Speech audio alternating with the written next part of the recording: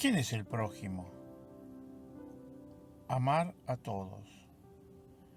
Entonces, para llevarlo a la práctica, amar al prójimo.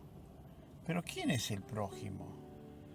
Lo sabemos, no tenemos que buscarlo lejos.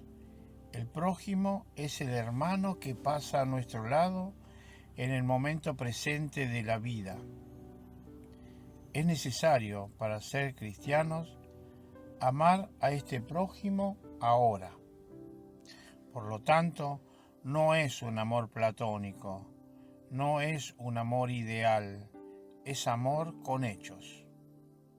No es cuestión de amar de modo abstracto y futuro, sino de modo concreto y presente, ahora.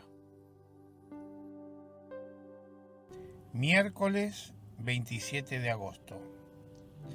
Hacer sentir la cercanía. Chiara Lubich, El arte de amar, editorial Ciudad Nueva.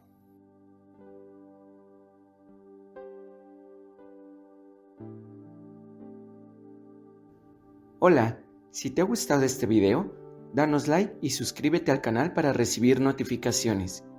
Recuerda que es libre y gratuito sin ningún compromiso. Palabra de vida, agosto de 2025. Porque donde esté tu tesoro, allí estará también tu corazón. Lucas, capítulo 12, versículo 34.